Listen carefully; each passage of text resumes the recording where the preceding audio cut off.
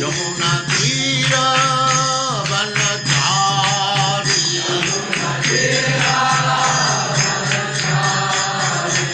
जय राधा माधव कुंज बिहारी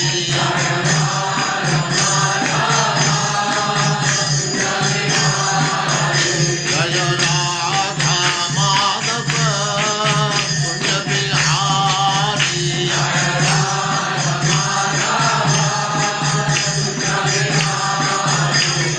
गोपी जन वल्लभ गिरिवरधारी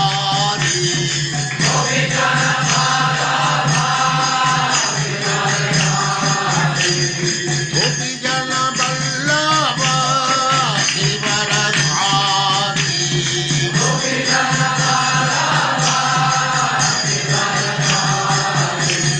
यशोदनंदन व्रज जनरंजन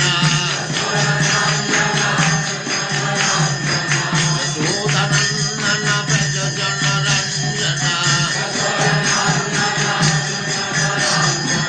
यमुना तीरा वनचारी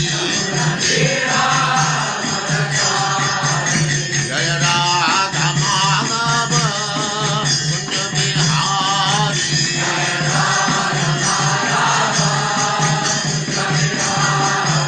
जय राधा माधव कुंज बिहारी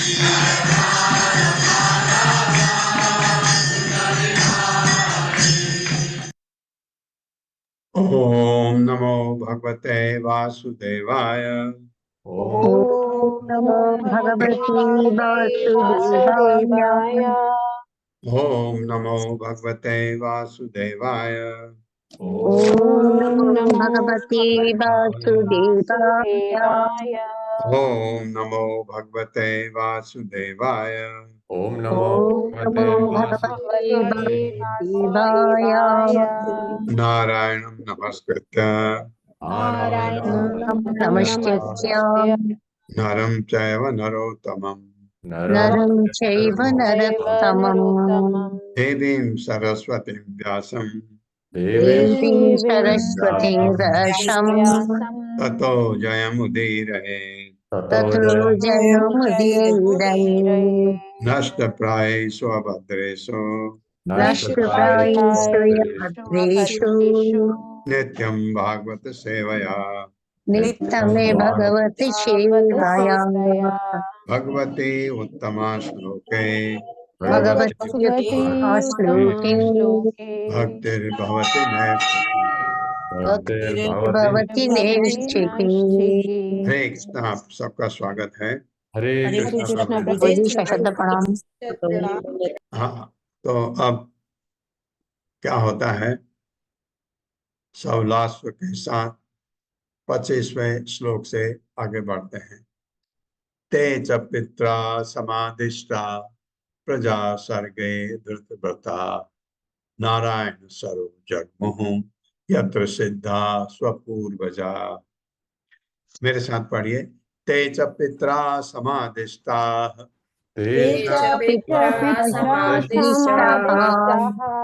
प्रजा सर्गे धृतव्रता प्रजा सर्गे धृतव्रता नारायण सरो जगमुः नारायण शरो जग्मुः यत्र सिद्धा स्वपूर्वजा। यत्र सिद्धा सपूर्वजः। शब्दार्थ है ते, ये पुत्र। कौन? सवलास, जो 1000 दूसरी टोली। च तथा पिता, अपने पिता द्वारा। समादिष्टा, आदेश दिए गए। प्रजा के संतति या जनसंख्या बढ़ाने में धृतव्रता, व्रत स्वीकार किया। नारायण सरस नामक पवित्र झील।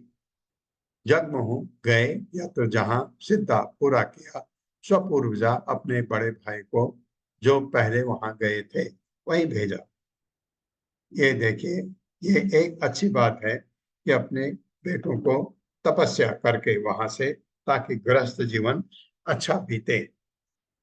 हालांकि उसका उद्देश्य जनसंख्या बढ़ाना था, लेकिन फिर भी ऐसे कुत्ते बिल्ली की जैसी संतानें नहीं चाहिए थी।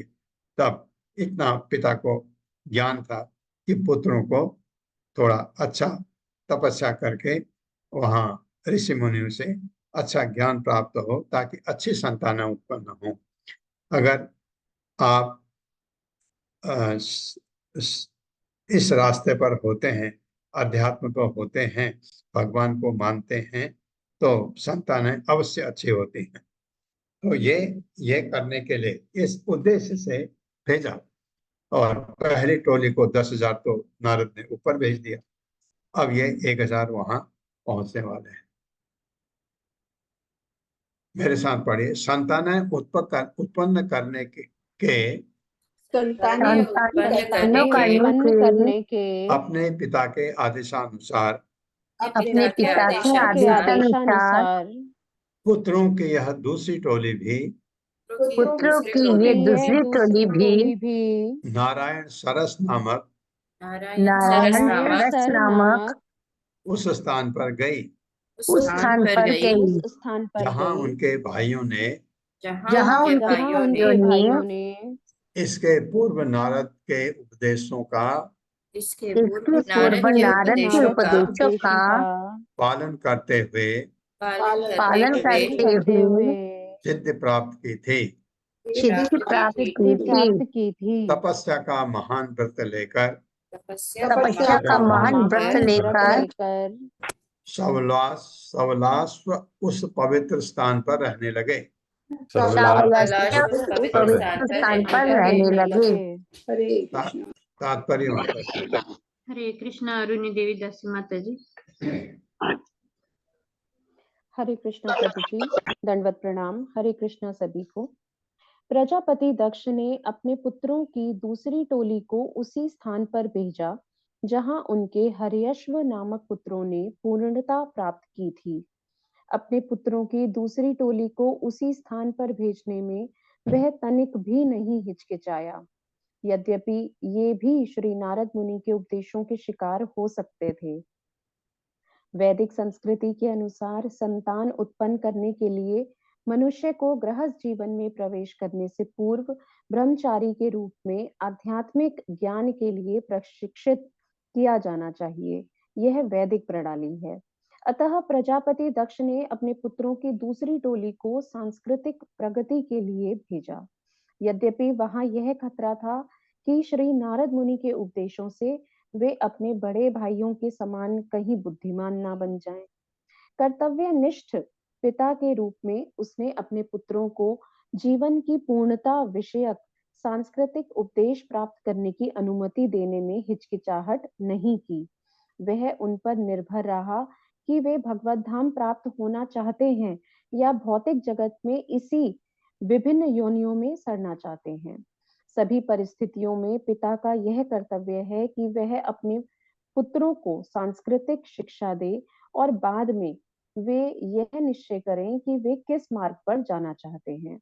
जिम्मेदार पिताओं को चाहिए कि वे अपने पुत्रों को जो कृष्ण भावना अमृत आंदोलन के सानिध्य में सांस्कृतिक उन्नति कर रहे हैं ना रोकें।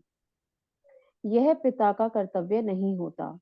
पिता का कर्तव्य है कि वह अपने पुत्रों को पूर्ण स्वतंत्रता दे कि वे गुरु के उपदेशों का पालन करते हुए आध्यात्मिक रूप से उन्नत हो जाने पर अपने मन के अनुसार चुनाव करें। हरे कृष्ण। हाँ। धन्यवाद जी। धन्यवाद माता जी।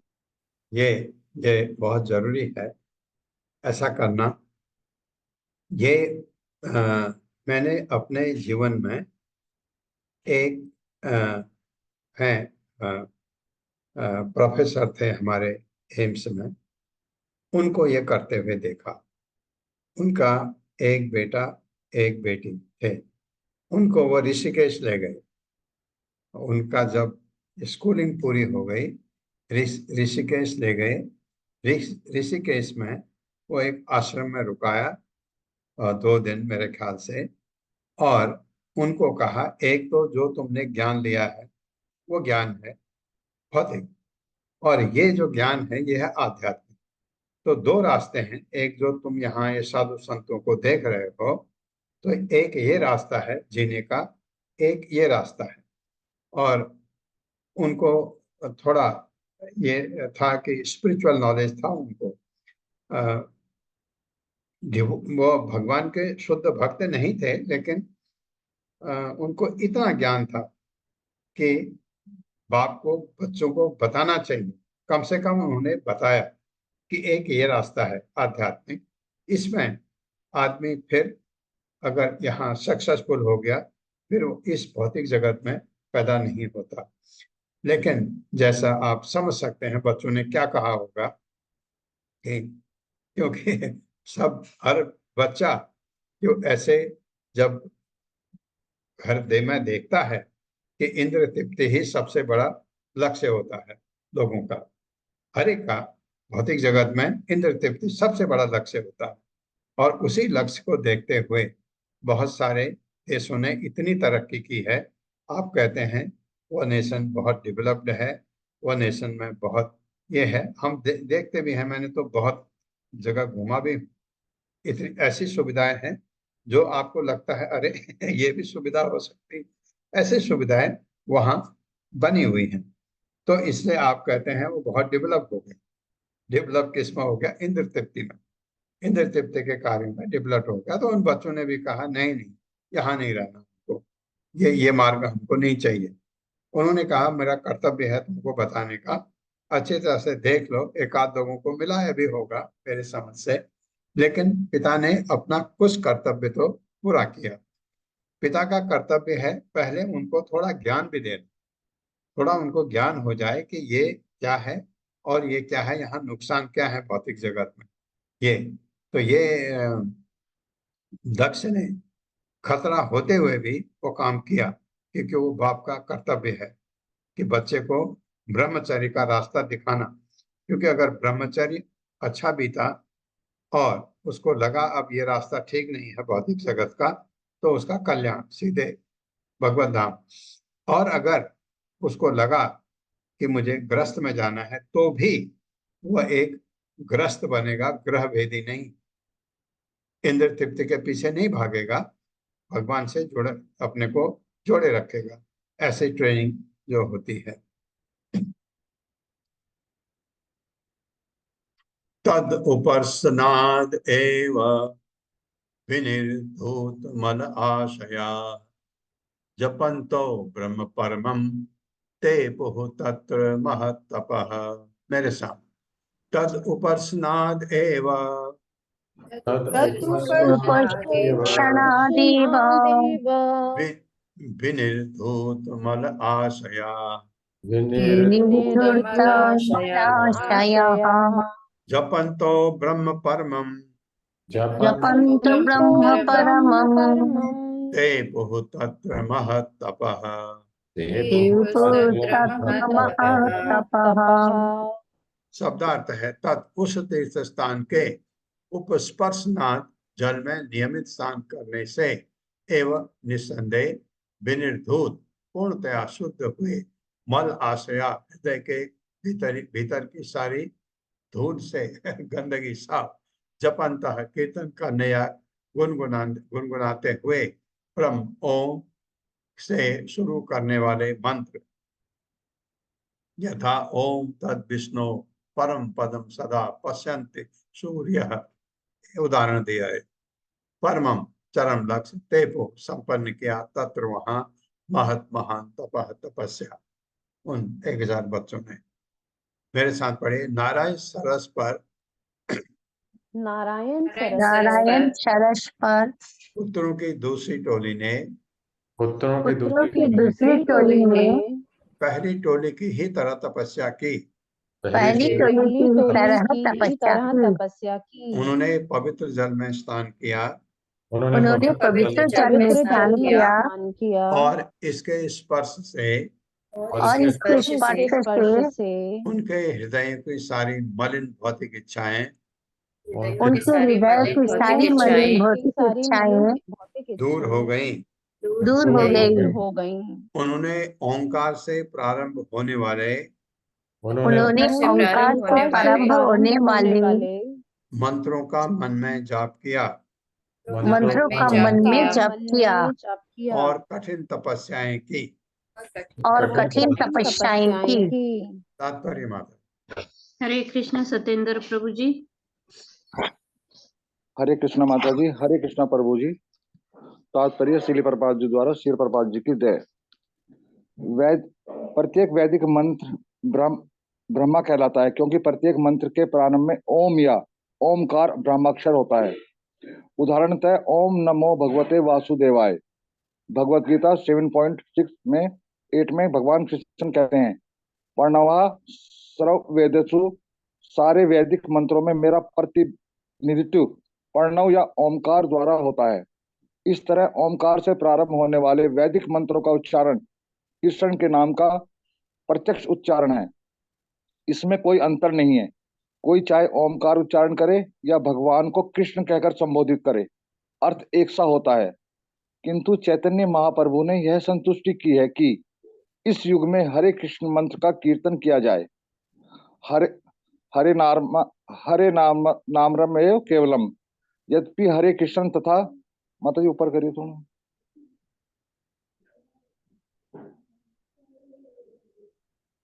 इसमें उच्चारण करे कृष्ण क्या कर, इस युग में हरे कृष्ण महामंत्र का कीर्तन किया जाए। यद्यपि हरे कृष्ण तथा ओमकार से प्रारंभ होने वाले वैदिक मंत्रों में कोई अंतर नहीं है, किंतु इस युग के आध्यात्मिक आंदोलन के नायक श्री चैतन्य महाप्रभु ने संतुष्टि की है कि मनुष्य हरे कृष्ण कृष्ण कृष्ण हरे हरे, हरे राम राम राम हरे हरे का कीर्तन करे। हरे कृष्णा प्रभु जी। हरे कृष्णा। धन्यवाद प्रभु। ये प्रभु ने अभी देखा आपने, कृष्ण ने कह के कृष्ण के कहा, ये अशुद्ध नहीं है। और जैसे आपका मन में आता ना, ये तो कृष्ण हरे कृष्ण कृष्ण कृष्ण हरे हरे, हरे राम राम राम हरे हरे। लेकिन अगर कोई जप करते हुए कोई कृष्ण कहे, कोई कृष्णा कहे, उसके पीछे नहीं पड़ना चाहिए, क्योंकि उसका जो लक्ष्य है वो कृष्ण की तरफ है। तो ये एक्चुअली बात जो है, पहले की बात बिल्कुल सही है। लेकिन कलयुग में चैतन्य महाप्रभु जो भगवान कृष्ण खुद आए, कह के गए कलयुग के लिए ये मंत्र जपो, बस। अब उन्होंने कह दिया तो हमको दूसरा चीज सोचना ही नहीं।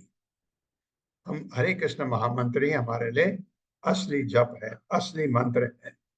कि ओम, ये भी पूछते हैं बहुत सारे। मैं जब उत्तराखंड गया था तो मुझे एक मेरे बड़े भाई हैं, मेरे से 4 साल बड़े, बहुत सात्विकी हैं एकदम। तो उन्होंने मुझे पूछा कि तू जो ये मंत्र कह रहा है जपने के लिए, इसमें ओम नमो भगवते वासुदेवाय में कोई अंतर है? मैंने कहा, उनको बताया ये भी भगवान का नाम है, ये भी भगवान का नाम है। उन्होंने कहा मैं ये जपता हूँ, ये मैं जपता हूँ, ओम नमो भगवते वासुदेवाय। मैंने कहा जपिए, लेकिन भगवान ने कहा है कलयुग के लिए ये ज्यादा प्रभावशाली है। तो भगवान कहेगा ये ओम हरे कृष्ण कृष्ण कृष्ण हरे हरे, हरे राम राम राम हरे हरे क्यों कहते हैं प्रभुपाद जपने के लिए? क्योंकि चैतन्य महाप्रभु कहेंगे कलयुग में ये मंत्र जपो, तो हमारा तो कल्याण जो भगवान कहेंगे उसी में है ये बात। अब भक्ष्याः कतिचिन्मासान् कतिचिद् वायु भोजनाः आराधयन् मंत्रम इमम् अभ्यस्यन्त इडः पतिम्। ओम नमो नारायणाय पुरुषाय महात्मने विशुद्ध सत्वधिष्णाय महाहंसाय धीमहि।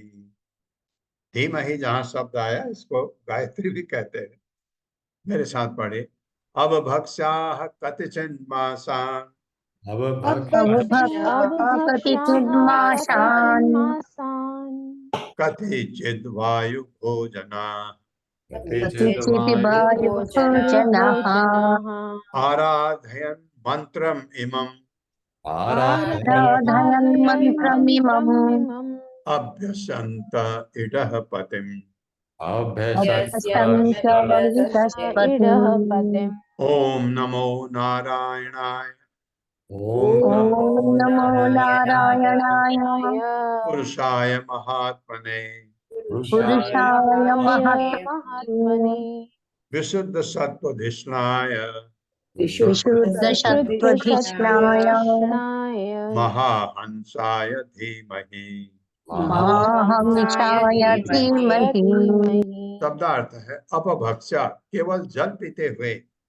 सुनिए, कतिचित मासान, कुछ महीनों तक, कतिचित कुछ वायु भोजना, वायु खाते हुए, अथवा केवल श्वास लेते हुए।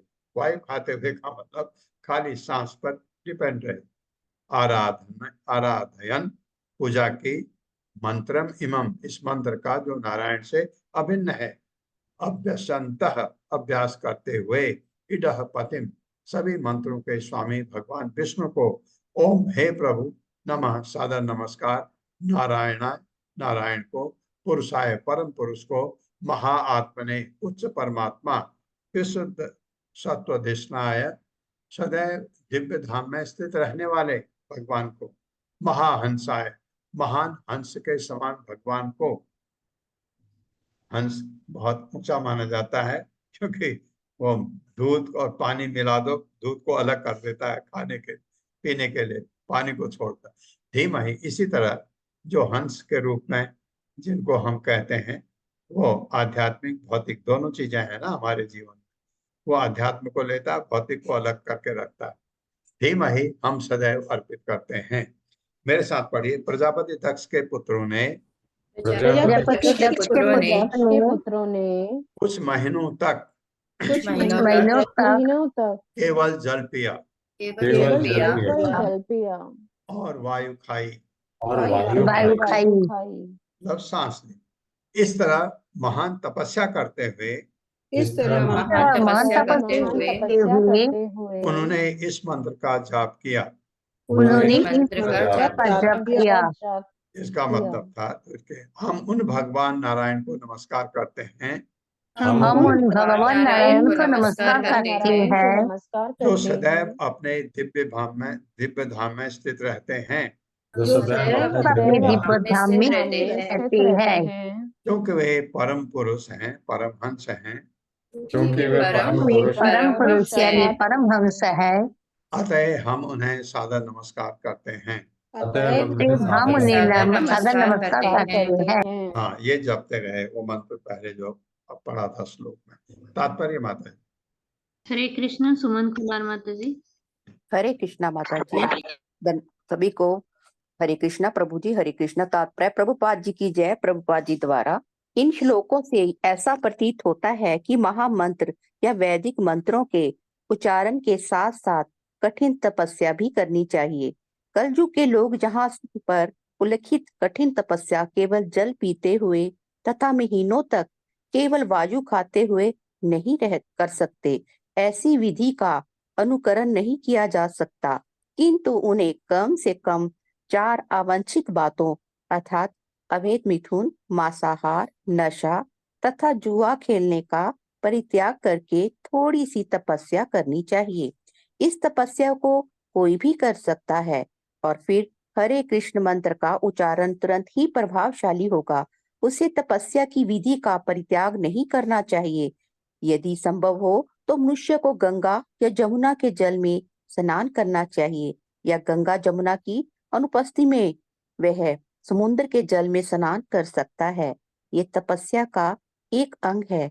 इसीलिए हमारे कृष्ण भावनामृत आंदोलन ने 2 अत्यंत विशाल केंद्रों की स्थापना की है, एक वृंदावन में और दूसरा मायापुर नवद्वीप में।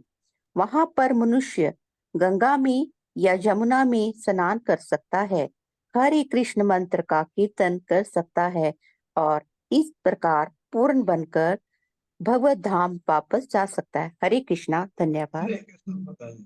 प्रभुपाद लिख रहे हैं क्योंकि जब प्रभुपाद थे तो तब मेरे ख्याल से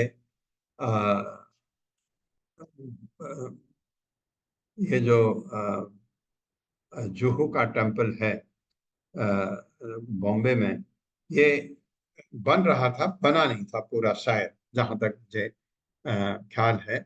और वृंदावन और ये आपका मायापुर, मायापुर भी पूरा बने नहीं थे, शुरू हुए थे। प्रभुपाद को जमीन मिल गई थी मायापुर में और वृंदावन में भी।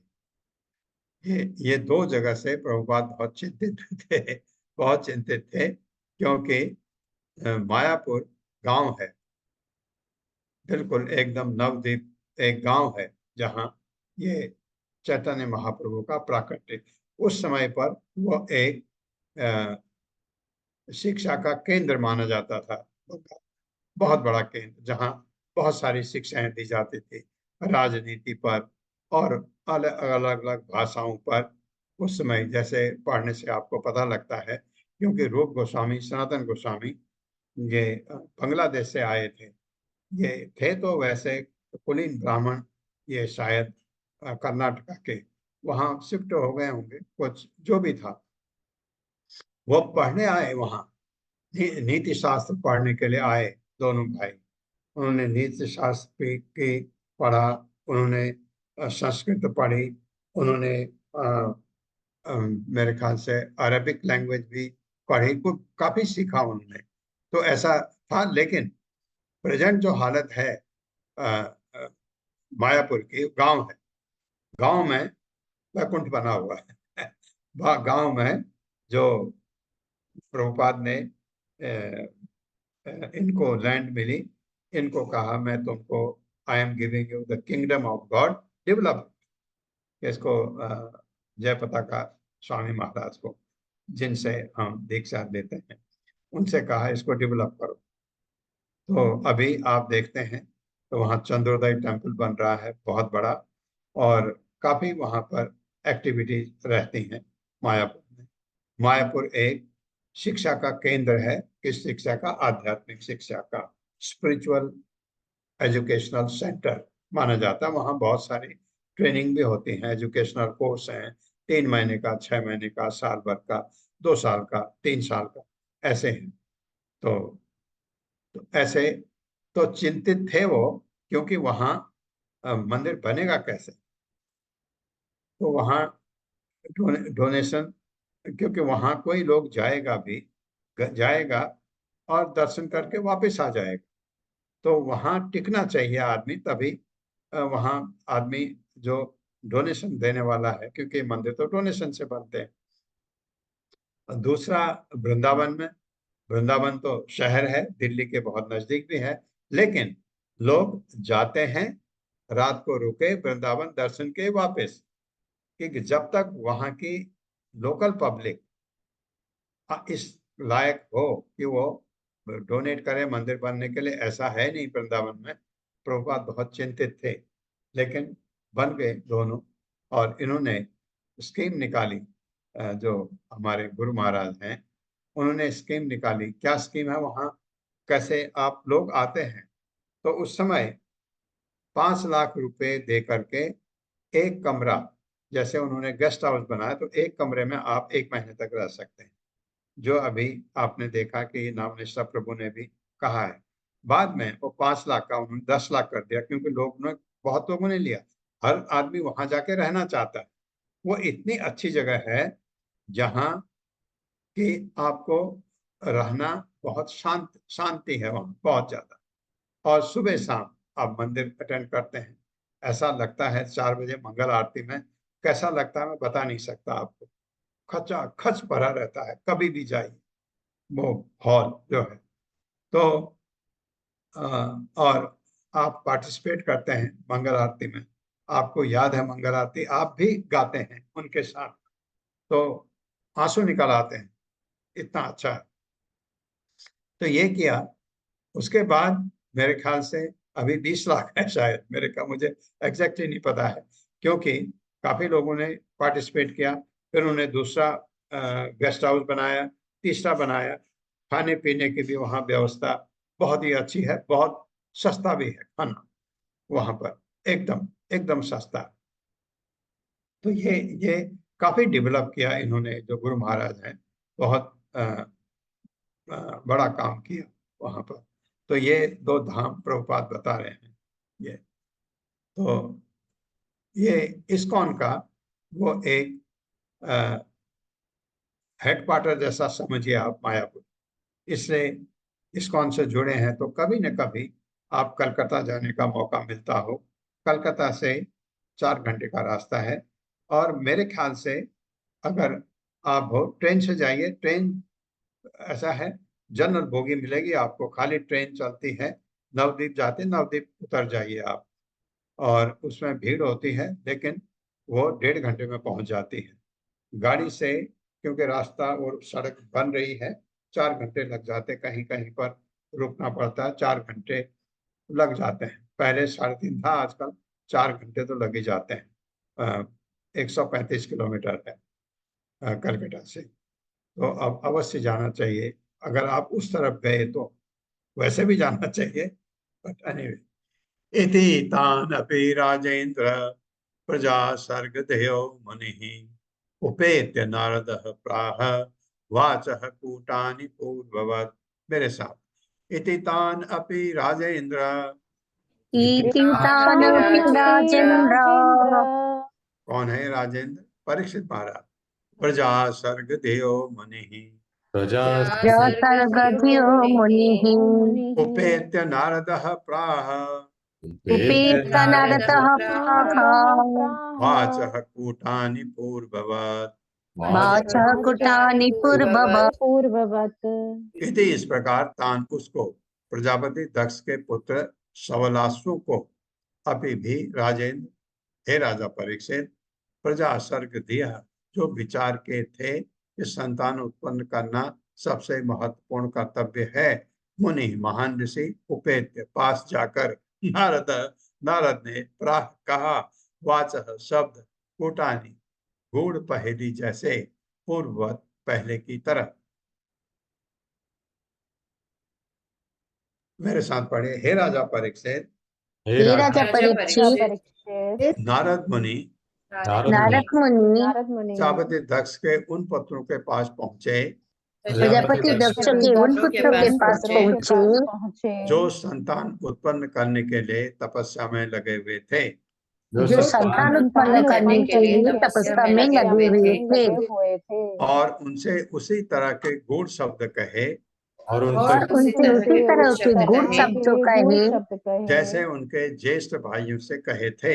जैसे उनके ज्येष्ठ भाइयों से कहे थे। दाक्षायणा संशृणुता गदतो निगमं मम अन्विच्छत् अनुपदवीं भ्रातॄणां भ्रातृवत्सला। मेरे साथ पढ़िए, दाक्षायणः संशृणुतो दक्षिणः संशृणुत गदतो निगमं मम गदतो निगमं मम अनिच्छत अनुपदवीं अनिच्छतानुपदवीं भ्रातॄणां भ्रातृवत्सलाः। भर्तॄणां भर्तृवत्सलाः। शब्दार्थ है, दाक्षायण, हे प्रजापति दक्ष के पुत्रों, संश्रुता, ध्यान पूर्वक सुनो, गदतः, जो मैं कह रहा हूं, निगमम उपदेश, मम मेरा, अनिच्छत अनुगमन करो, अनुपदवी मार्ग, भातृणाम अपने भाइयों का, भातृवत्सला हे अपने भाइयों के परम वत्सल। मेरे साथ पढ़े, हे दक्ष पुत्रों, हे दक्ष पुत्रों, मेरे उपदेश रूपी वचनों को मेरे उपदेश रूपी वचनों को ध्यान पूर्वक सुनो। ध्यान पूर्वक सुनो। तुम सभी अपने ज्येष्ठ भाइयों तुम सभी अपने ज्येष्ठ भाइयों हर्यश्वों यशों के प्रति अति वत्सल हो। के प्रति अति वत्सल हो। अतः अतएव तुम्हें अतएव उनके मार्ग का अनुसरण करना चाहिए। उनके मार्ग का अनुसरण करना चाहिए। हाँ, देखिए यहाँ पर कल एक प्रश्न आप लोगों ने किया था कि उसको ब्रह्मा जी का आशीर्वाद था दक्ष को, उसने तपस्या भी की और भगवान ने दर्शन दिए, कहा कि तू जैसे चाहता है बहुत अच्छा है कि तुम अच्छी संतान पैदा करना चाहते हो और तुम्हें उन्होंने कहा कि ये पुत्री तुम्हारे लिए अच्छी रहेगी, ऐसा सब कुछ आपने पढ़ा। यहाँ विरोधाभास हो रहा है कि भगवान ने तो कहा कि तू संतान पैदा कर, मेरा आशीर्वाद है, और यहाँ भगवान के महानतम भक्त नारद उनको भगवत धाम भेजने की सोच रहे हैं। ये लगता है ना विरोधाभास। एक तरफ तो ये आशीर्वाद है भगवान का, दूसरा आशीर्वाद भी भगवान का ही है, क्योंकि नारद तो जो भी करते हैं भगवान की खुशी के लिए। ये बच्चों को ऊपर भेज रहे हैं, वो पैदा कर रहा है, ऊपर भेज रहे हैं। वो पैदा कर रहा है संतान बढ़ाने के लिए, जिसमें ब्रह्मा जी का आशीर्वाद है, भगवान ने भी आशीर्वाद दिया। ये ऊपर एक आपको लगता है गलत नारद है या दक्ष है? कोई गलत नहीं है, दक्ष भी सही है, नारद भी सही है। क्यों किसी को भगवत भक्ति में लगाना हमेशा उच्च काम है। जैसे आप सोचते हैं किसी का एक ही पुत्र है और भक्ति में लग गया, तो माँ बाप बहुत दुखी हो जाते हैं, कहीं ये घर छोड़ के ना चला जाए। जाने दो, घर छोड़ के भी जाएगा वो पुत्र। मैंने देखा है माँ बाप की ज्यादा केयर करता है बजाय जो माँ बाप के साथ रहता है, क्योंकि वो ऐसा काम कर रहा है जो काम माँ बाप भी नहीं कर पाए। भगवान की सेवा करना जीवन का सबसे बड़ा लक्ष्य है। भगवत भक्ति जीवन का सबसे बड़ा लक्ष्य है। भगवान के पास जाना सबसे बड़ा लक्ष्य है, या उसको भी छोड़िए, जाने की जरूरत नहीं। भगवान की सेवा कर, भगवान की सेवा घर में रह के भी कर सकते हैं। आप संडे जाइए, मदद करिए वहां, और जिस दिन छुट्टी होती है आप कोई इधर पिकनिक नहीं, मंदिर जाइए, काम करिए, ये भी सेवा है। आप 2 घंटे भी वहां अगर काम कर देते हैं मंदिर में, इतना काम होता है क्योंकि वहां कोई नौकर चाकर तो होते नहीं, बहुत काम होता है। तो आप किसी डिवोटी के साथ अटैच हो जाइए, वो आपको बताएंगे आपको इस दिन ये करना है, ये करना है, ये करना है, ये करना है।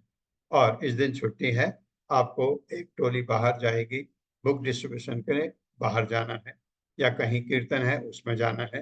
तो ये सेवा आप कर सकते हैं, लेकिन आप 100% नहीं जा पा रहे। आप अगर वहां ज्वाइन कर लेते हैं तो 100% होता है। तो ये बहुत सारे लोग पुलिस में कंप्लेंट करते हैं, होता है।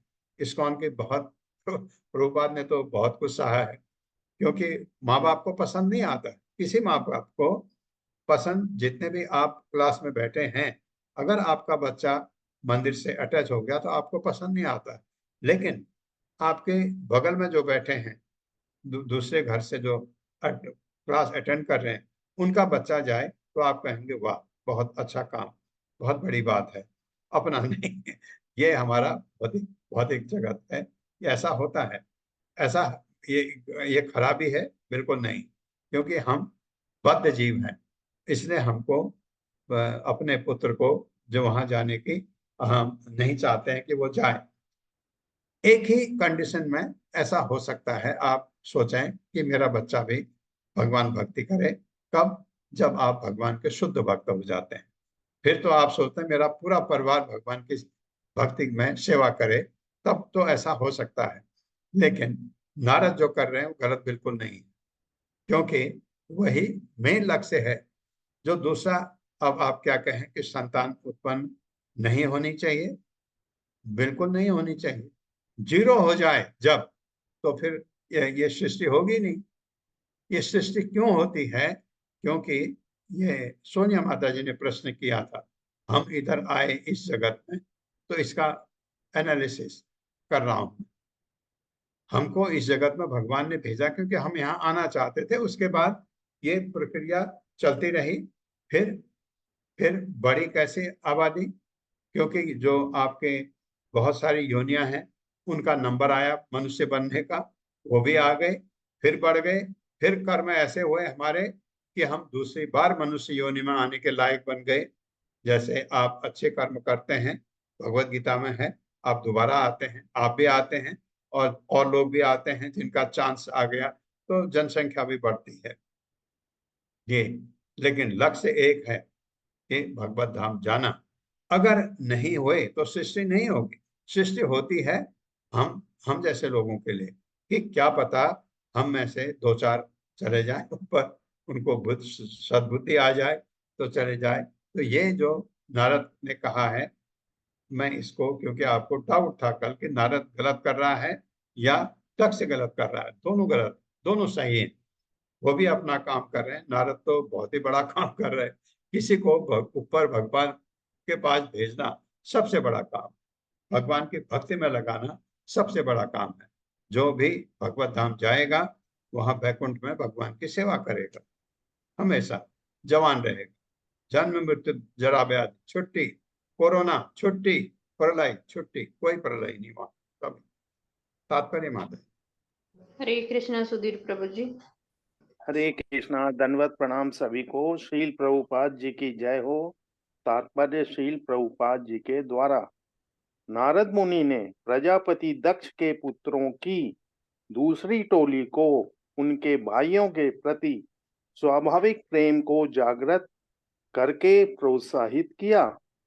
उन्होंने यह प्रेरणा दी कि वह अपने ज्येष्ठ भाइयों का अनुगमन करें यदि उन्हें उनसे तनिक भी प्रेम है। पारिवारिक स्नेह अतीव प्रबल होता है, अतएव नारद मुनि ने उन्हें हर्षस्वों के साथ पारिवारिक संबंध को स्मरण कराने की चाल चली। सामान्यतः निगम शब्द वेदों का द्योतक है, किंतु यहाँ पर यह शब्द वेदों में निहित उपदेशों का द्योतक है। श्रीमद् भागवत का कथन है कि निगम कल्प तपोर गलितम फलम, यानी वैदिक उपदेश वृक्ष के समान है जिसका पका हुआ फल श्रीमद् भागवतम है। नारद मुनि इस फल को बांटने में लगे हैं, अतएव उन्होंने अज्ञानी मानव समाज के लाभ हेतु व्यासदेव को इस महापुराण श्रीमद् भागवत को की रचना करने के लिए आदेश दिया। अनर्थोपशम साक्षाद भक्ति योग मधोक्षय जे लोकस्या जानतो विद्वाश्च के सात्वत संहिताम, यानी जीव के भौतिक कष्ट जिन्हें वह अनर्थ समझता है भक्ति योग द्वारा सीधे कम किए जा सकते हैं, किंतु जन सामान्य इसे नहीं जानता। इसीलिए विद्वान व्यासदेव ने इस वैदिक साहित्य का संकलन किया जिसका संबंध परम सत्य से है।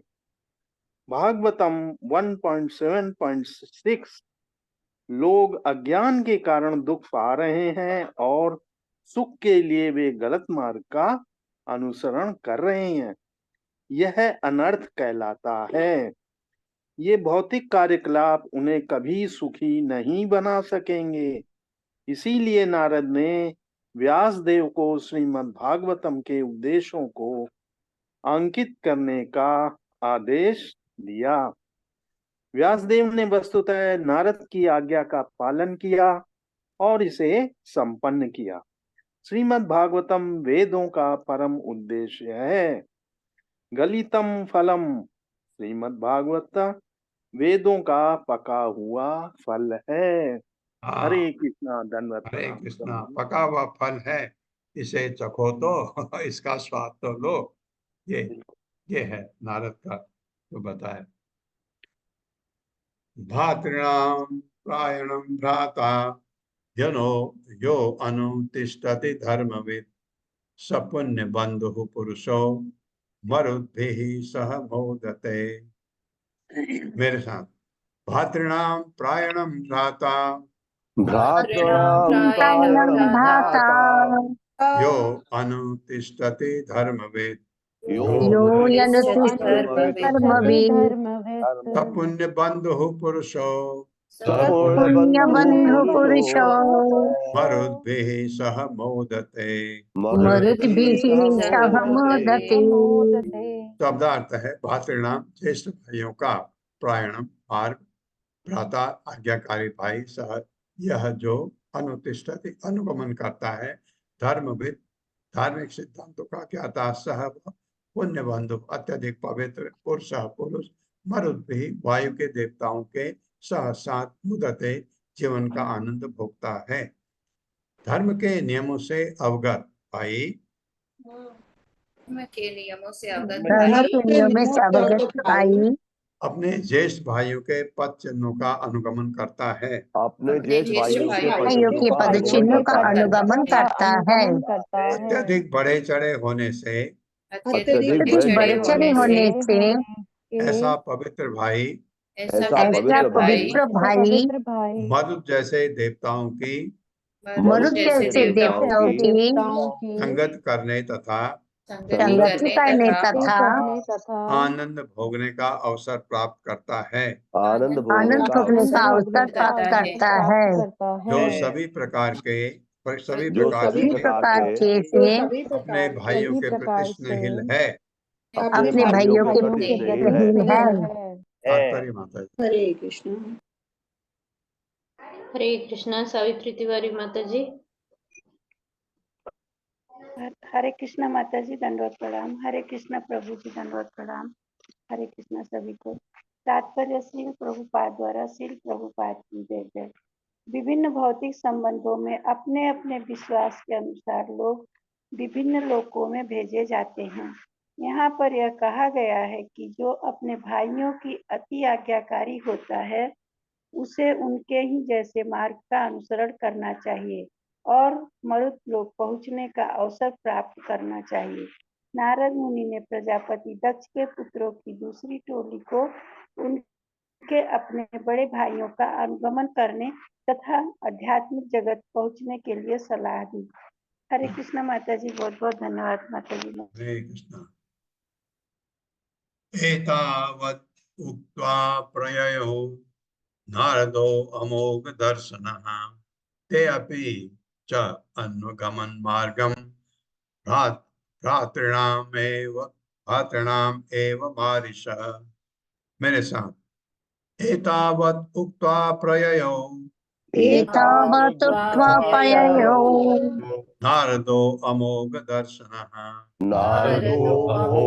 दर्शनः ते अपि च अन्वगमन मार्गम चान्यगमन मार्गम भ्रातॄणाम एव मारिष।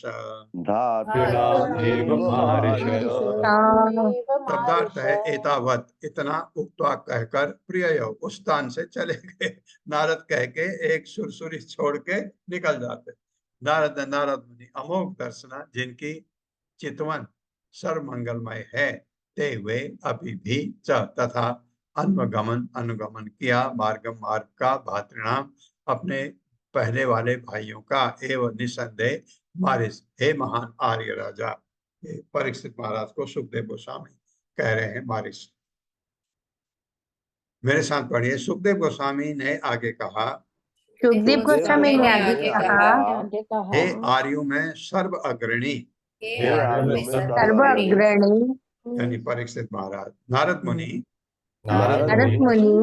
जिनकी कृपा दृष्टि कभी व्यर्थ नहीं जाती, प्रजापति दक्ष के पुत्रों से इतना कहकर दक्ष के पुत्रों से इतना कहकर अपनी योजना के अनुसार वहां से विदा हो गए। वहां से विदा हो गए। दक्ष के पुत्रों ने अपने बड़े भाइयों का अनुसरण किया। अपने बड़े भाइयों का अनुसरण किया। संतान ने उत्पन्न करने का प्रयास न करके वे कृष्ण भावनामृत में लग गए। कृष्ण भावनामृत में लग गए। हरे कृष्ण। सद्रे चेनम प्रति चेनम परस्य अनुपथम गता न अद्य अपि ते निवर्तन्ते पश्चिमा यामिनी इव। मेरे साथ सद्रे चेनम प्रति चेनम परस्य अनुपथम गता परस्योपथं गताः न अद्यपि ते निवर्तन्ते नाद्यापि ते निवर्तन्ते पश्चिमायामिनी इव। पश्चिमायामिनीव तद्रिचीनम पूर्णतया सही, प्रतिचीनम सर्वोच्च लक्ष्य यानी भक्ति की लक्ष्य जीवन शैली अपनाने से प्राप्त। परस्य भगवान का अनुपथम मार्ग गता ग्रहण करके ना नहीं, अद्यपि आज तक भी ते वे प्रजापति दक्ष के पुत्र निवर्तनते वापस आए हैं। पश्चिमी यामिनी रात एवं सदृश। सबलासों ने सही मार्ग अपनाया, सबलस्य ने सही मार्ग अपनाया तो भक्ति को प्राप्त करने के निमित्त जो जो भक्ति के निमित्त जीवन शैली द्वारा प्राप्त है, जीवन शैली द्वारा प्राप्त है या भगवान की कृपा से प्राप्त है, या भगवान की कृपा से प्राप्त है। हाँ, नारद का हाथ होने का मतलब भगवान का हाथ, नारद का आशीर्वाद आप पर है, उनका वचन आपको है उपदेश, भगवान का उपदेश।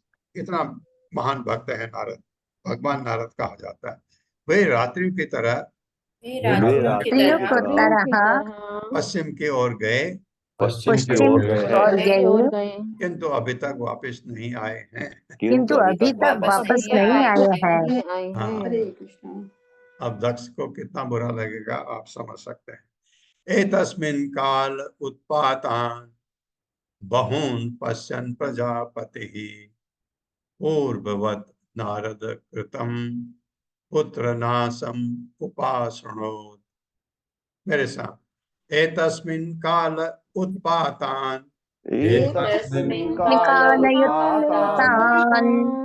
बहून पश्यन् प्रजापतिः बहुनि पश्यन् प्रजापतिः पूर्ववत् नारद कृतं पुत्र नाशम उपासनोत्। शब्दार्थ है एतस्मिन् इस काले समय में, उत्पात बहुन अनेक, पश्यन् देखकर, प्रजापति दक्ष ने पूर्व पहले की तरह नारद मुनि द्वारा कृतम किया हुआ पुत्र नाशम अपने पुत्र की क्षति उपासनोत् सुना। मेरे साथ पढ़िए। इस समय प्रजापति दक्ष ने अनेक अपशकुन देखे और विविध स्रोतों से सुना कि उनके पुत्रों की दूसरी टोली सबलासों ने नारद मुनि के उपदेशों के अनुसार अपने ज्येष्ठ भाइयों के यही मार्ग का अनुसरण किया है। हरे कृष्ण। 35वां श्लोक होगा माता जी। हरे कृष्णा। पल्लवी माता, बड़ा है प्रभु जी, तात्पर्य बड़ा है, तो रुकते हैं प्रभु जी, यहीं पर रुकते हैं ना, ठीक। ओम अज्ञान तिमिरांधस्य ज्ञानांजन शलाकया चक्षुरुन्मिलितं तस्मै श्री गुरुवे नमः। नमः विष्णुपादाय कृष्णपृष्ठाय भूतले श्रीमते भक्तिवेदांत स्वामिनिति नामिने। नमस्ते सारस्वती देवे गौरवाणी प्रचारिणे निर्विशेष शून्यवादी पाश्चात्य देशतारिणे। जय हो श्री कृष्ण चैतन्य प्रभु नित्यानंद श्री अद्वैत गदाधर शिवासादि गौर भक्त वृंद।